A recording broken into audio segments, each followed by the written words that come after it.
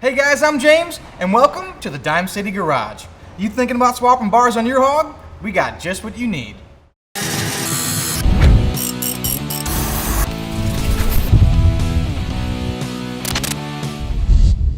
Today we're highlighting an essential product for all you Harley enthusiasts looking to upgrade your bars this year.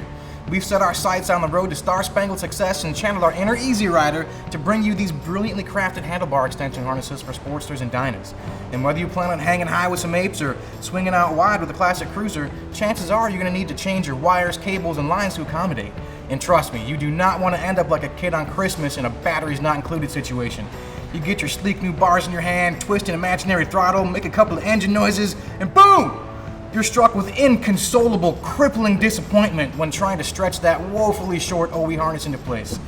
Don't be that wrencher. Do your homework and be more like me, your friendly interweb bike nerd. Now, my old lady knows when I find a new project, she's good to consume at least a season and a half of whatever vampire crime drama gets pumped out next, because I go ham on the research. And then you get to share your knowledge and delude yourself into believing your bike obsession is some sort of humanitarian effort. But remember kids, the more you know, the faster you'll go. Farther, faster, something like that. And while longer cables and brake lines have been a little easier to source, custom extension wiring has been harder to come by. And that's why we're super proud to offer these Gorilla handlebar extension harnesses for our friends cruising on good old American iron.